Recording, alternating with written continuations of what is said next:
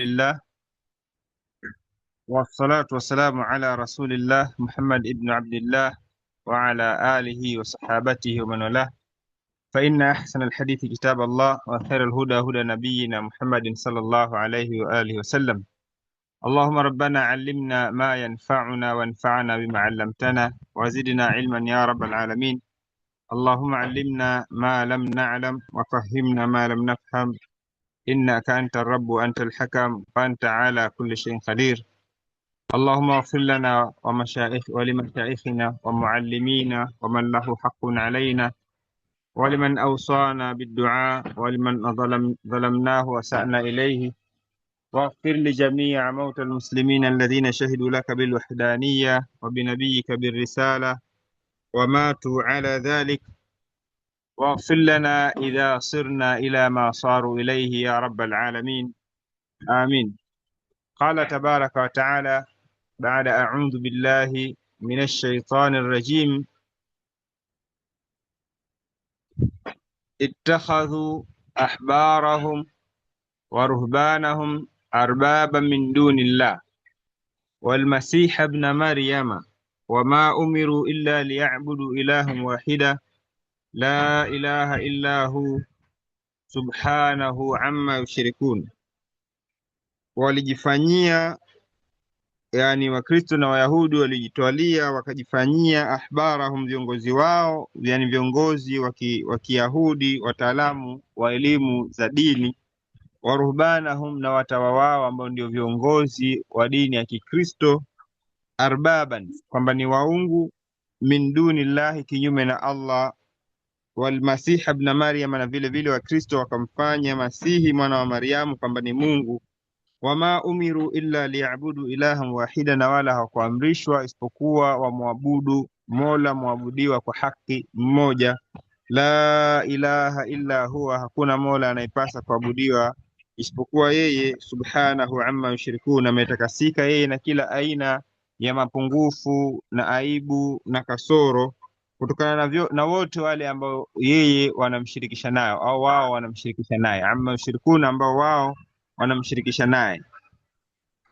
Amesema katika tafsiri ni baada ya Allah subhanahu wa ta'ala kuelezea katika aya iliyopita au kutajiwa habari zao katika aya iliyopita, waqalat alyahudu Uzair ibnullah waqalat an-nasara al-masih ibnullah. Katika aya hii wanaelezewa ukafiri wao mwingine, ukafiri ambao unahalalisha kwa nini wao wapigwe mpaka watoe jizya, hali ya kuwa wao ni wanyonge, ikiwa hawataki kuingia katika Uislamu na wanataka kubaki kwa amani katika dola ya Kiislamu. Kwa nini wafanywe hivyo? Anataja Allah subhanahu wa ta'ala kwamba jambo lao, kosa lao jingine, ittakhadhu ahbarahum, waliwafanya wakubwa wao wa dini, wataalamu wao wa dini, wasomi wao wa Kiyahudi, waruhbanahum, na Wakristo wakawafanya watawa wao, wale waliokataa kuoa, waliojifanya kama kwamba wanajitoa kwa ajili ya Mungu, hawataki mahusiano yoyote na viumbe. Wakakosea katika hilo, wakajifanya kuelekea katika upande wa roho, wakaacha kutekeleza haja za nafsi zao, wakajitoa kwa ajili ya Mungu, jambo ambalo Mungu hajawaamrisha, kama alivyosema katika sehemu nyingine, warahbaniyata, na ule utawa ibtadauha, waliuzusha, ni bid'a. Ibtadauha ma katabnaha alaihim, sisi hatukuwafaradhishia jambo hilo. Fama raauha haqa riayatiha, basi hawakuweza kulichunga jambo hilo haki ya kuweza kulichunga, kwa sababu jambo hilo linakwenda kinyume na maumbile, na Allah subhanahu wa ta'ala haamrishi katika dini mambo ambayo yanakwenda kinyume na maumbile aliyoyaumba yeye mwenyewe. Kwa amesema ai, maana yake ittakhadha alyahudu, wakajifanyia Mayahudi, ulamaahum ahbarahum, ni wanachuoni wenye elimu, wasomi katika Wayahudi, watakhadha an-nasara, na Wakristo wakajifanyia ubadahum, wale watu ambao walikata mawasiliano na wake, wakajitoa kwa ajili ya ibada tu, walikuwa wanaonekana kwamba ni marubani, yani watawa, saadatan, waliwafanya kwamba ni mabwana, saadatan ni mabwana, tuti'unahum min dunillahi, wanawatii mabwana hao kinyume na Allah subhanahu wa ta'ala, fi tahlili alharami, katika kuhalalisha yale aliyoyaharamisha Allah, wa tahrimi alhalal, na kawa wanayaharamisha yale ambayo Allah ameyahalalisha. Kwa imekuja riwaya kwamba urububia ile ittakhadhu ahbarahum wa ruhban arbaban, urububia wenyewe ilikuwa ni kwamba atauhum fima kanu mukhalifina fihi lihukmi llah, walikuwa wanawatii viongozi wao wa dini katika mambo ambayo yanakwenda kinyume na amri za Allah. Allah ameleta amri zake, halafu viongozi wa dini, majopo ya wakuu wa dini wanakaa kuzibadilisha, na hilo jambo mpaka leo linaendelea kwa Wayahudi na Wakristo, kubadilisha amri za Allah ziendane na vile ambavyo wao wanataka, ziendane kama wao wanavyojisikia nafsi zao, matakwa yao ya nafsi yao. Ndio maana kila leo hata Wakristo wenyewe wanasema mambo ambayo walikuwa wanafundishwa watu wazima kwamba hayafai katika kanisa, leo mambo hayo hayo wachungaji wanafundisha kwamba yanafaa, na wanashangazwa wao wenyewe wao kwamba hata generation haijaondoka, generation hiyo hiyo tena katika kanisa Katoliki ambalo linaonekana labda lina sheria, linatunza kidogo mafundisho na lina mpangilio maalum wa watu kupewa mafundisho kila wiki kwa muda kadhaa, bado hilo hilo linaongoza katika namna fulani fulani za kubadilisha mafundisho. Hayasemwi makanisa mengine ambayo yako free, mpaka makanisa kabisa linaitwa Free Church of God, kwamba lenyewe chochote wewe utakapojisikia unafanya tu, ili mradi umemkubali Yesu basi, na ili mradi unatoa na sadaka. Hilo ndio jambo ambalo wanalizingatia. Kwa hiyo waliwafanya wakubwa wao hawa wakawahalalishia sehemu katika riba kwa baadhi ya watu, wakawa wanaandikiwa katika vitabu vyao kwamba ikiwa unamdhulumu mtu wa dhehebu lako haitojuzu, lakini kama unayemdhulumu kwenye riba ni mtu mwingine unaweza kufanya. Na wakahalalishiwa vitu ambavyo vilikuwa ni haramu, wakaambiwa ni haramu, lakini ukivileta kanisani tunaweza kuvihalalisha vikawa halali. Wakahalalishiwa pia vitu ambavyo vimeharamishwa kuvila, baadhi yake wakaambiwa ni haramu kuvila, lakini ukiviuza kula thamani yake ni halali. Na mfano wa mambo hayo mengi, wakawa watawa wao na wasomi wao wanawabadilishia kuyahalalisha. Alikuja mmoja katika walikuwa Wayahudi wakati huo ilipoteremshwa aya hii, kwamba walipoambiwa kwamba wamewafanya viongozi wao kwamba ni waungu, alisema la naabudu, sisi hatuwaabudu hawa. Mtume sallallahu alaihi wasallam akawauliza, je, hawakuhalalishieni ya haramu? Akasema ndiyo wanafanya hivyo. Je, hawakuharamishieni ya halali? Akasema ni kweli wanafanya hivyo. Akasema tilka ibadatu, basi hiyo ndio ibada yao. Kwa hiyo ibada yao kubwa ni kubadilisha sheria za Allah subhanahu wa ta'ala, na hii si ibada ndogo. Allah amesema am lahum shuraka, au washirikina wanaowashirika, shara'u lahum min ad-dini, washirika hao wameweka sheria katika dini, ma lam ya'dhan billah, kwa mambo ambayo Allah subhanahu wa ta'ala hajawekea sheria. Kwa hiyo anayeweka sheria kinyume na sheria ya Allah subhanahu wa ta'ala, mtu huyo amejipa nafasi katika nafasi ya uungu, kwamba na yeye ana haki ya tashrii, na haki ya tashrii ni haki ya Allah subhanahu wa ta'ala peke yake, na Mtume sallallahu alaihi wasallam kwa yeye kuweka sheria ni tabaan li amri Allah, yeye mwenyewe anaweka sheria kwa sababu amepangiwa sheria na Allah kwamba na yeye ana nafasi ya kufanya hivyo. Anasema wal Masih ibn Maryama, na Masihi mtoto wa Mariamu Isa, na yeye vile vile walimfanya kwamba ni Mungu. Ai watakhadhu nasara, na Wakristo baada ya viongozi wao pia wakafanya na Isa ibn Maryam, Isa mtoto wa Mariamu, ilaha min duni llahi subhanahu, ambaye naye wakamfanya ni Mungu kinyume na Allah, Allah ambaye ametakasika na washirika. Wama umiru, na watu hawa hawajaamrishwa illa liyabudu ilahan wahida, isipokuwa wamwabudu Allah, mola mwabudiwa wa haki mmoja. Ai wama umiru alyahudu wan nasara, wama umira alyahudu wan nasara, hawakuamrishwa Mayahudi wala Wakristo fi kutubihim, katika vitabu vyao, illa an ya'budu, isipokuwa wamwabudu, wa yuti'u, na wamtii, ma'budan wahidan, mwabudiwa, ilahan maana yake ma'budan wahidan, mwabudiwa mmoja peke yake. Wa huwa Allahu, na ni Allah, almustahiqu lilibadati wahdahu, ambaye yeye anastahili kuabudiwa peke yake, almutafarridu bitashri', ambaye yeye ndiyo mpweke anastahili kuweka sheria, watahlili watahrimi duna ma siwahu, na kuhalalisha anachokitaka na kuharamisha anachokitaka, basi na mwingine yoyote yule kuwa na haki hiyo ya kuabudiwa na kuhalalisha na kuharamisha. Mfano wake ni kama ambavyo Allah amesema, wama tafarraqa alladhina utul kitaba, wala hawakutofautiana wale ambao walipewa kitabu, yani Wayahudi na Wakristo, illa min ba'di ma ja'atumul bayyina, isipokuwa baada ya wao kujiwa na elimu, wakawa wanajua kipi cha halali na kipi cha haramu, halafu zikapita zama wakaanza kubadilisha, wakatofautiana. wama umiru, na wala hawakuwa wameamrishwa chochote katika vitabu vyao, illa liyabudu llaha mukhlisina lahu ddin, isipokuwa wamwabudu Allah hali ya kuwa wanamtakasia dini yake, kufanya kwa ajili yake peke yake, yani kwa ikhlasi, hunafaa, hali ya kuwa ni wenye kujiweka mbali na kuepuka ushirikina. Ndio maana ya hunafaa. Hunafaa wayuqimu salata wayutu zaka, wanasimamisha swala na kutoa zaka. Wadhalika dinul qayyima, na hiyo ndio dini ambayo imesimama sawa sawa, na huo ndio Uislamu ambao Allah haridhii dini nyingine isipokuwa hiyo, sio Uyahudi wala Ukristo. Uislamu ambao wamekuja nao mitume wote tokea mtume wa kwanza mpaka mtume wa mwisho. Wadhalika dinul qayyima, na hiyo ndio dini ambayo imesimama sawa sawa. La ilaha illa hu, kauli yake jalla wa ala, hakuna mola apasaye kuabudiwa kwa haki isipokuwa yeye. Maana yake la mustahiqa liibadati illa Allahu wahdahu, hakuna anayestahiki kuabudiwa kwa haki kabisa isipokuwa yeye peke yake, Allah subhanahu wa ta'ala. Subhanahu amma yushrikun, ay tanazzaha Allahu wa taqaddasa, ametakasika Allah na amekuwa mtukufu. Atamma tanzihin, utakasifu au utukufu uliokamilika. Ani shirki almushrikina, ameepukana na ushirikina wa washirikina. Waftiraati alkafirina, na wanaoyazua makafiri. Katika faida za aya hii amesema ittakhadhu ahbarahum wa ruhbanahum arbaba min duni llahi, inaonesha kwamba yoyote yule atakaye mtii yoyote yule katika dini, katika jambo ambalo Allah hajaliwekea sheria, huyo atakuwa amemfanya huyo anayemtii kwamba ni kiongozi.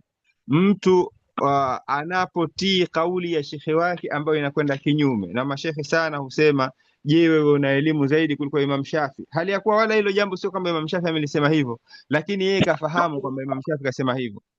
Na wakati mwingine inawezekana hata ikawa imamu amekosea, kwa sababu imamu bado ni binadamu, lakini yafaa watu wakae vizuri na wafahamu, je, imamu katika imamu yoyote yule katika jambo ambalo alisimamia, ikiwa amekwenda kinyume na sunna, je, yeye anajua zaidi kuliko Mtume sallallahu alaihi wasallam? Kwa hiyo mimi ni kweli au wewe huwezi ukawa unampita imamu katika imamu yoyote yule awaye katika waliokusha kupita, kwamba unampita kwa ilmu, kwa sababu ya sharaf ya kule kutangulia kwao wao katika Uislamu. Allah alivyoweka ni kwamba kila dini, kila zama zikenda, watu wanakoseshwa sehemu katika ufahamu na katika uchamungu.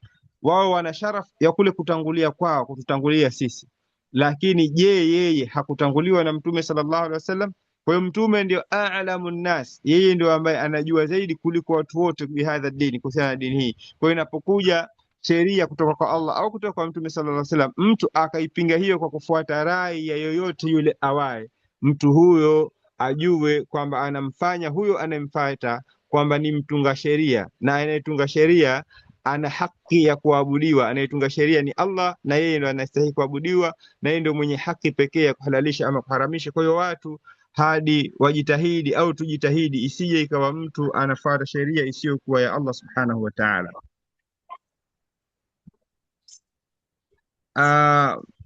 Kuna na mafunzo mengine, lakini kwa sababu ya muda tutaingia katika aya zinazofuata. Alafu akasema Allah subhanahu wa ta'ala kurudi kuwazungumza au kuzungumza na Waislamu, akasema infiru khifafan, yani tokeni.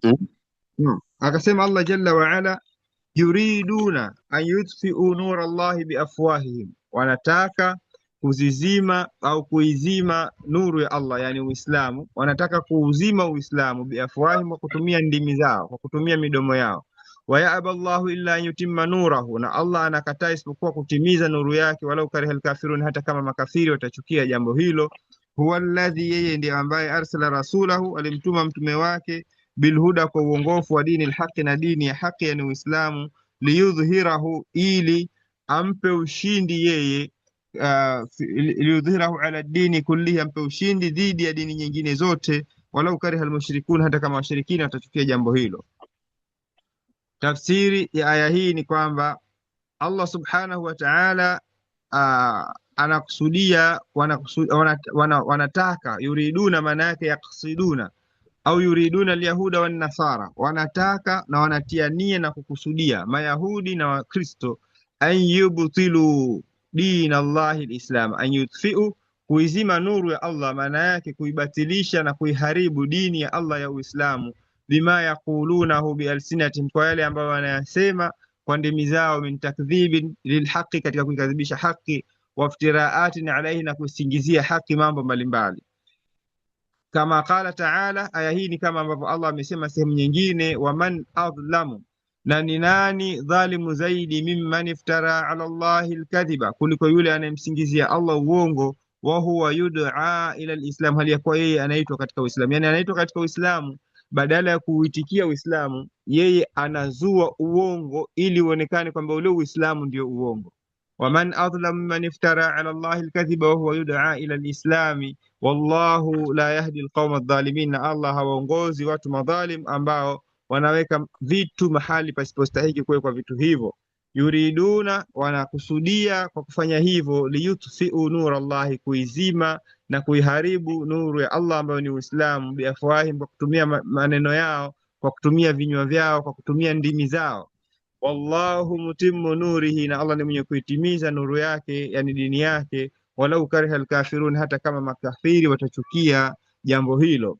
Akasema Allah subhanahu wa ta'ala katika aya hii, wa ya'aba Allahu illa an yutimma nurahu, na Allah anaendelea kuwa anakataa isipokuwa lazima dini yake ikamilike.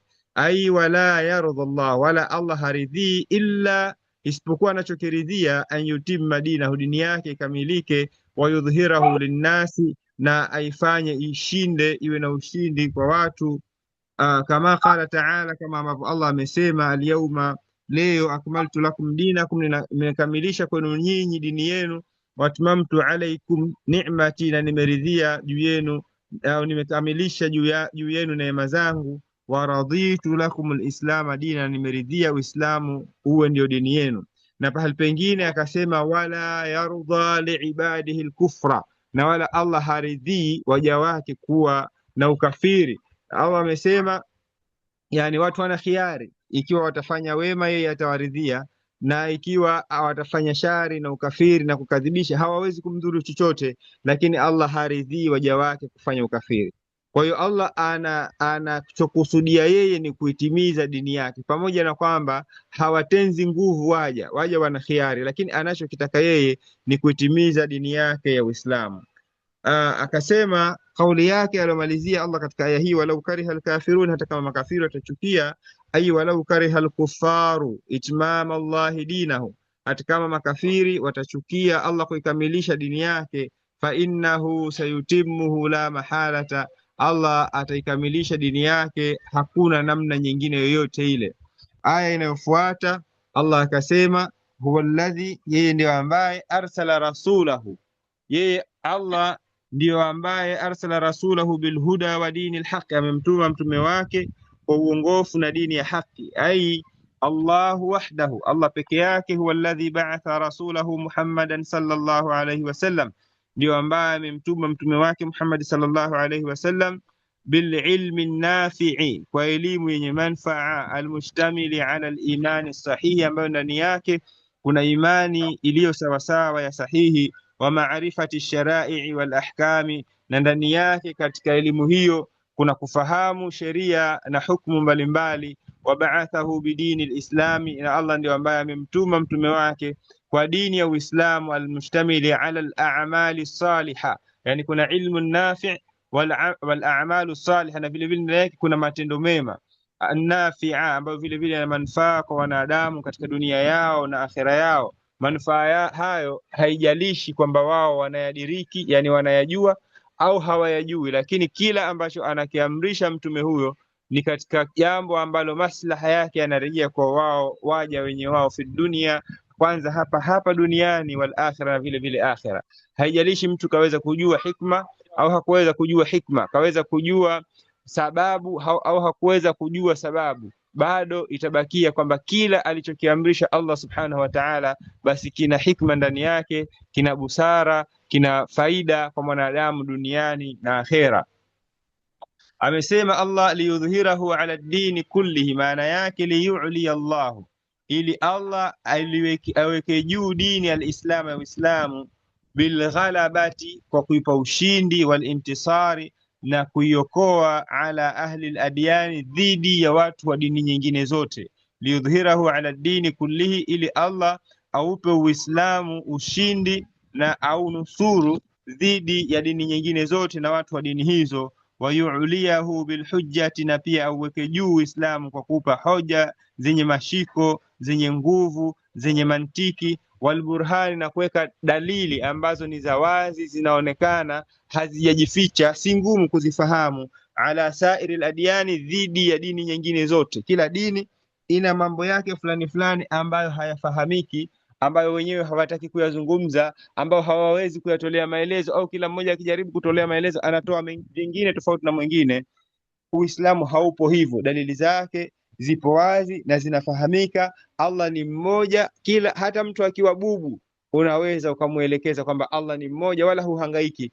Fikiria Utatu Mtakatifu unaueleza vipi kwa mtu bubu? Huyo mtu ambaye anaweza kuzungumza hawezi kuelezea, na akiweza, akija mwenzake ataueleza vingine. Mwingine atakwambia ni kama barafu na maji na hewa, vyote ni kitu hicho hicho. Mwingine atakwambia Utatu Mtakatifu ni kama vile chai ambayo ina maji na rangi na sukari, na mwingine atakwambia Utatu Mtakatifu ni kwamba mmoja ana cheo kikubwa zaidi na mwingine ana cheo kidogo na mwingine ana cheo kidogo zaidi. Hakuna kati yao ambao anaweza kueleza jambo ambalo akili inaweza ikakubali kwamba huu ni ukweli.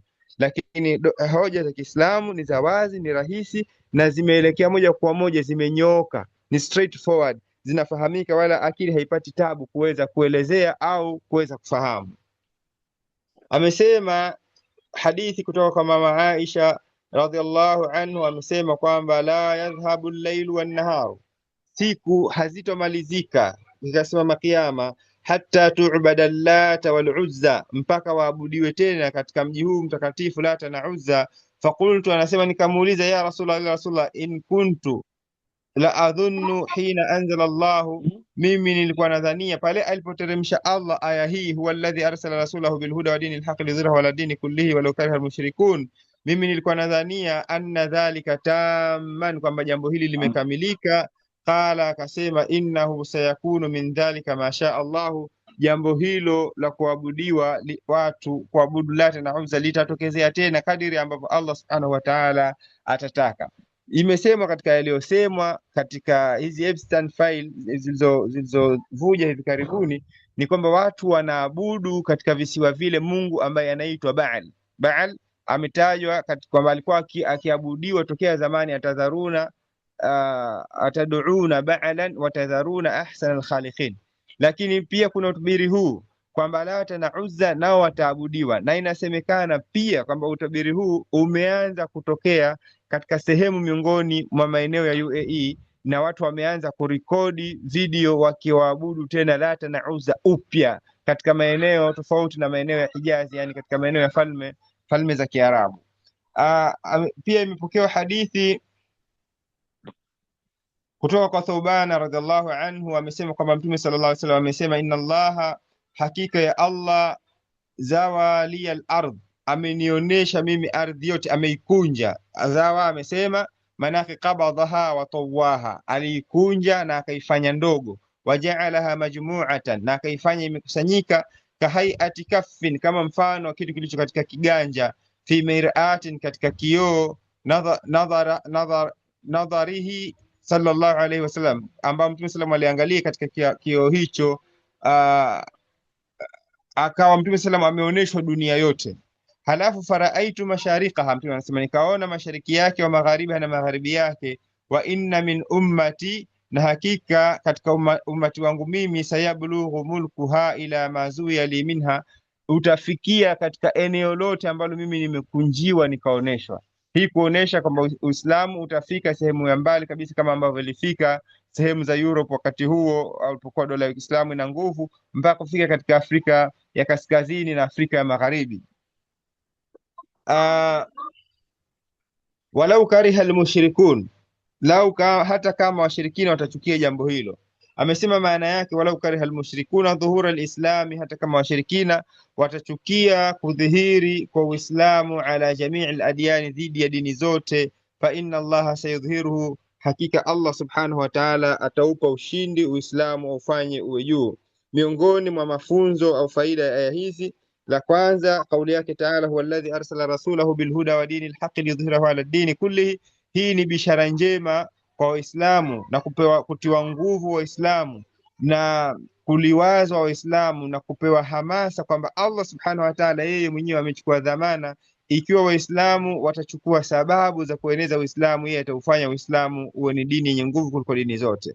Jambo la pili ni kwamba Allah amesema bilhuda wa dini lhaqi. Mtume sallallahu alaihi wasallam ametumwa kwetu sisi watu wote, akiwa amekuja na uongofu ambao uongofu, kwa kutumia uongofu huo mtu huifahamu haki ipi na batili ni ipi, na amekuja na dini ya haki ambayo inakusudiwa kwamba ndani yake ina kila kheri ambazo zinaweza kufanyiwa kazi, na hii ni neema katika neema kubwa ambazo Allah subhanahu wa ta'ala amewapa waumini, bali hakuna neema yoyote itakayokuwa ambayo ni kubwa kuliko Waislamu kupewa neema ya dini. Hakuna neema ambayo ni kubwa kama watu kuwafikishwa katika tauhidi, halafu wakawafikishwa katika sheria, halafu wakawafikishwa katika utekelezaji wa hayo. Katika sura ambayo inaitwa Suratun Ni'ma, Suratun Nahl, Allah subhanahu wa ta'ala ameanza aya ya kwanza, ata amrullahi fala tastajiluhu subhanahu wa ta'ala amma sifun amma yushrikun yunazzilu almalaikata. Aya ya pili Allah akasema yunazzilu almalaikata birruhi min amrihi. Allah anateremsha malaika, yunazzilu almalaikata birruhi min amri, kwa roho kutokana na amri yake, an andhiru, ili malaika hao waje wawaonye watu, annahu yunazzilu almalaikata birruhi min amrihi ala man yashau min ibadihi an andhiru annahu la ilaha illa ana fattaqun. Allah kabla hajataja neema yoyote ile katika neema alizozitaja nyingi katika sura ile, neema ya kwanza ameitanguliza kwanza la ilaha illa Allah, kuonesha kwamba hakuna neema inayofikia neema hii, mtu kuwafikishwa katika tauhidi, akawafikishwa katika fiqhi, kuifahamu halafu kuitekeleza. Huyu ndio amepewa neema kubwa kuliko yoyote yule. Halafu kuna vile vile funzo la watu kukemewa. Kuna makemeo na ahadi kali kabisa ya Allah, alwa'du alhaqi min Allah addalu ala sunnati allati la tatabaddal, inayoonyesha juu ya mwenendo wake ambao haubadiliki. Innahu mutimmu nurihi biidhhari dini, kwamba Allah subhanahu wa ta'ala atimiza nuru yake kwa kuipa ushindi dini yake, walau kariha alkafirun, hata kama makafiri watachukia. Haijalishi wao watakuwa na mbinu gani, watakuwa na mali kiasi gani na jeshi kiasi gani, lazima Uislamu utakuja juu tu, na hicho ndio ambacho kinaonekana dhahiri shahiri hivi sasa. Hakuna dini ambayo ina nguvu kwa kukua, hakuna dini ambayo wafuasi wake wanakuwa wengi zaidi kama ilivyo Uislamu. Hakuna mfumo ambao ni tishio kwa mifumo ya kilimwengu hivi sasa ya kisiasa na ya kiuchumi na kijamii kama ulivyo Uislamu. Bila shaka dini hii ndio dini ya future, ndio dini ambayo itakamilika tena, kama ambavyo ilishakamilika pia itapungua tena, kama ilivyo ada ya sunna ya Allah katika maumbile yake.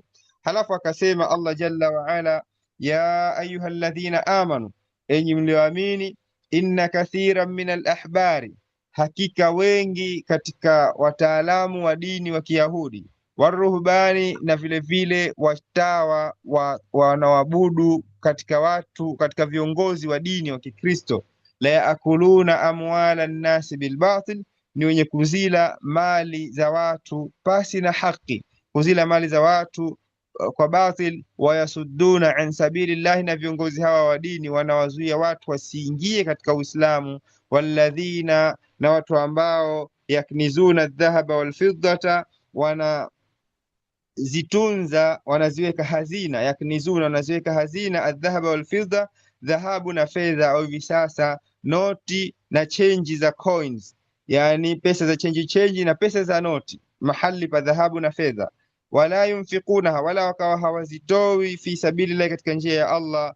Fabashiruhum biadhabin alim, wape watu hao taarifa njema lakini ya adhabu inayoumiza. Yani wabashirie kwa adhabu inayoumiza. Ni maneno ya kejeli na kebehi, kwamba mtu mpe taarifa nzuri huyo mtu kwamba kuna adhabu, lakini adhabu hiyo inaumiza. Halafu akasema yauma yuhma alaiha, siku ambapo zitayeyushwa, yuhma alaiha fi nari jahannam, zitayeyushwa dhahabu hizo na fedha hizo katika moto wa Jahannam. Fatukwa biha, halafu zikapigwa pasi kwa kukwanguliwa watu ngozi zao. fatukwa, wakawa wanakwanguliwa ngozi zao kwa kutumia dhahabu na fedha, biha, kwa kutumia mali hizo, jibahuhum, nyuso zao, wa junubuhum, na ubavuni mwao, wa dhuhuruhum, na katika migongo yao. Halafu waambiwe hadha ma kanaztum li anfusikum, haya ndiyo ambayo mlikuwa mnajiwekea hazina kwa ajili yenu. Fadhuku ma kuntum taknizun, basi onjeni machungu ya vile ambavyo mlikuwa mnavirundika na kuviweka katika hazina.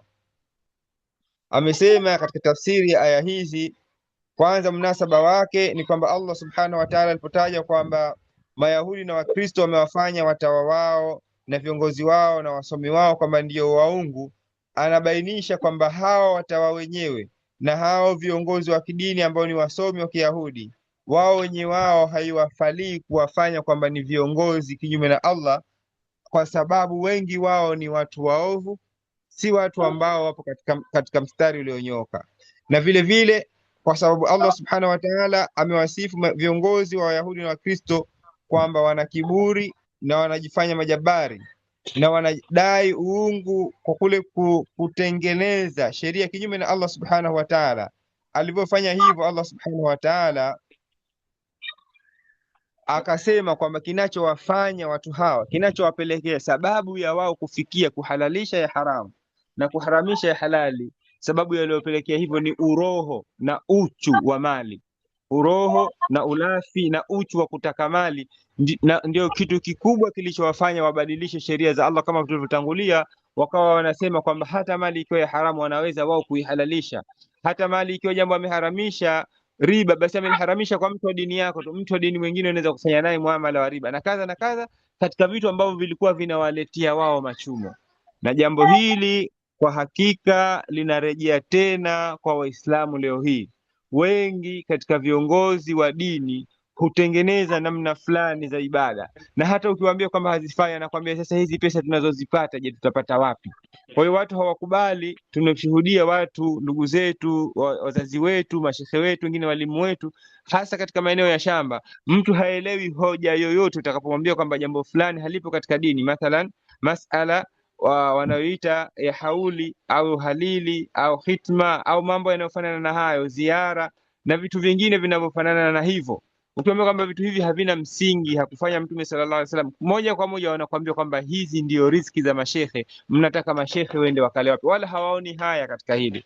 Kwa hiyo jambo hili limekuja katika namna nyingine, na haya wameyasema. Kwa mfano Mustafa al-Maraghi amesema jambo hili katika tafsiri yake, na wanachuoni wengine wameashiria jambo hili kwamba hata kwa Waislamu wapo viongozi wanaokula mali za watu pasi na haki. Watu walijitengenezea kwamba mtu akizaa anatakiwa shekhe aje ende akamuoshe mama, halafu yeye apate chochote.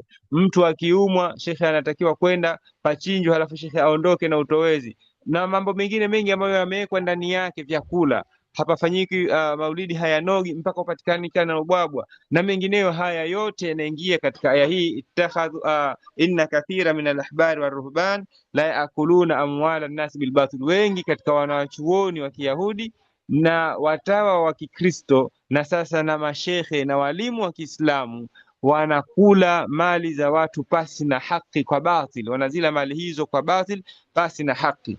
Amesema katika tafsiri ya aya hizi, maana yake ya ayyuhalladhina amanu, enyi waumini, inna kathiran, hakika wengi, min ulama al-yahudi, katika wasomi wa Kiyahudi, wa ubadi nasara, na watawa waliokuwa wanafanya ibada katika Wakristo, yatamallakuna amwala an-nas bighairi haqqin, ni wenye kuzimiliki, wanajimilikisha mali za watu pasi na haki, pasi na wao kustahiki kumiliki haki hizo.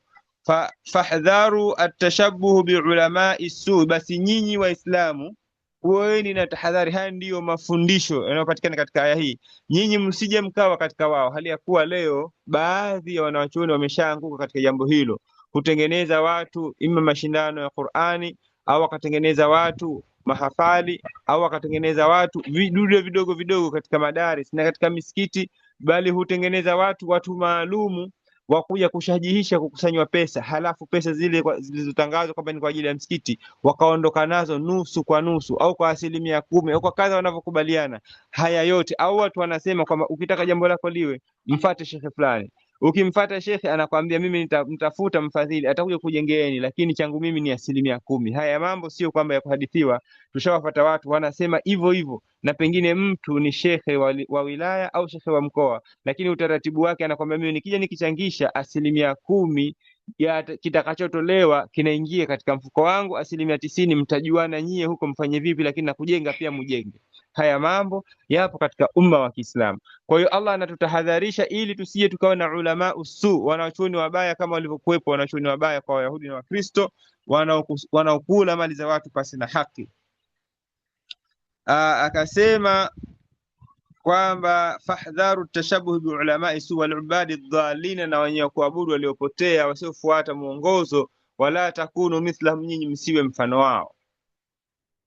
Akasema kwamba wayasudduna an sabilillahi, na vile vile wanawazuia watu kuingia katika Uislamu. Jambo jingine ni kwamba wao wenyewe hawataki kufuata haki na wanawazuia watu wengine wasiingie katika haki.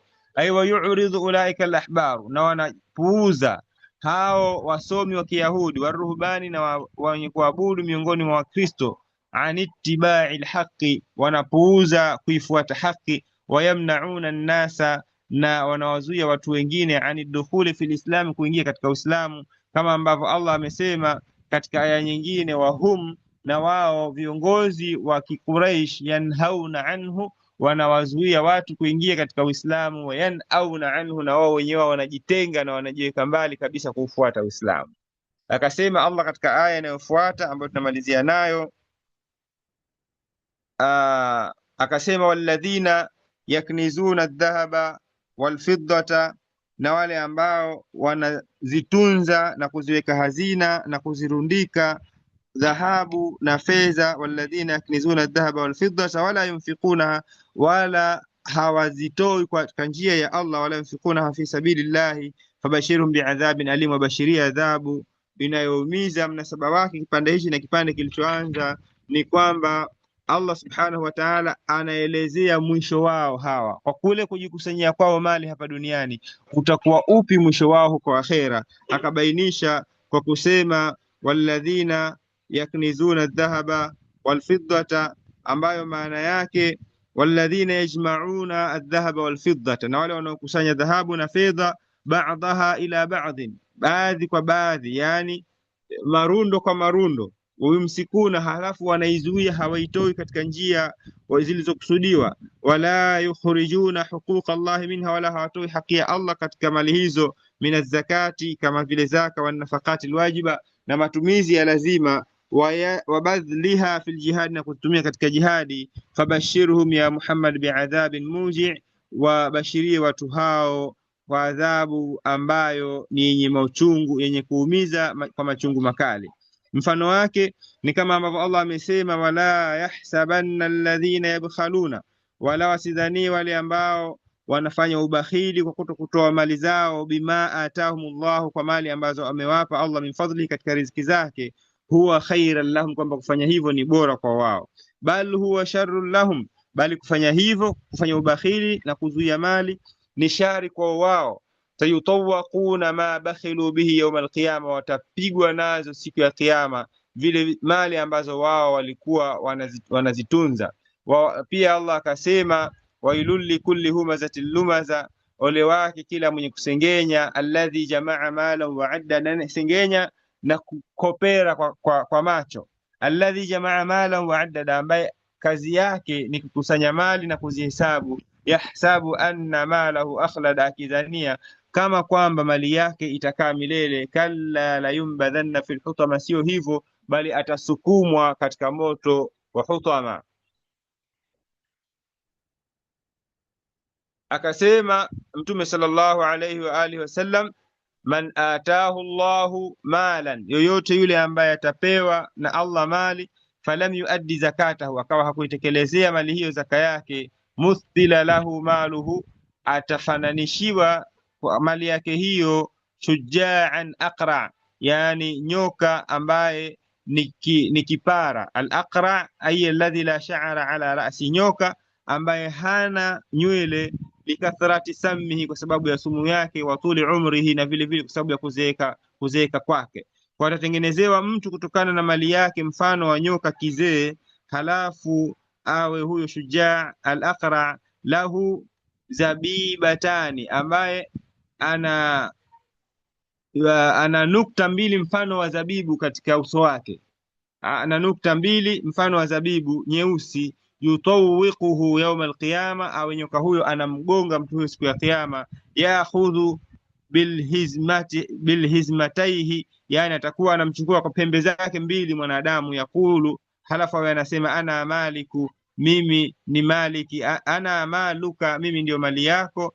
Ana kanzuka, mimi ndio ile hazina yako. Thumma tala hadhihi alaya, halafu Mtume sasa akasoma aya hii, wala yahsabanna alladhina, wasizanie wale ambao yabkhaluna, wanafanya ubakhili, bima atahum Allahu min fadlihi, kwa ile ambayo amewapa Allah katika riziki zake, huwa khairu lahum, kwamba ni kheri kwa wao, bal huwa sharru lahum, bali jambo hilo ni shari kwa wao. Na hadithi nyingine nyingi zikawekwa hapo kuashiria ubaya wa mtu kutunza mali halafu asiitolee haki yake ya zaka.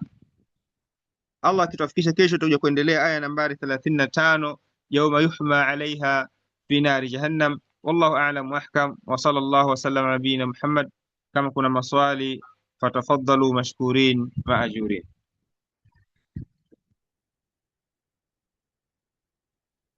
Naam, kama kuna maswali au nyongeza.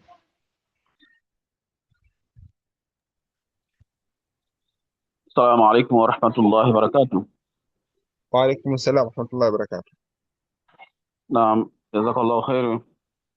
Mwenyezi Mungu akulipe kheri Sheikh Abbas kwa darasa. Amin. Sote naona tu katika darasa yetu ya mwezi huu imefikiana na matukio ambayo yanatokea, yanahadhiri, yanatokea tukio la naam, kwa Irani limeakisi na haya ambazo ndio darasa ulizozungumza mwanzo, kwamba makafiri siku zote wanakiuka miadi, walikuwa kwenye miadi ya mazungumzo, wamekhalifu na kuwashambulia Waislamu wa Irani. Kwa hiyo na tuombe Mwenyezi Mungu ape nusra ndugu zetu, wajaliwe katika kupata ushindi katika huu mwezi wa Ramadhani, katika vita ambayo inaendelea inshallah. Mimi sina ziada juu ya hilo, zaidi ya hilo inshallah. Naam, shukran kwa nyongeza yako hiyo. Naam, kama kuna mwenye ziada mwingine.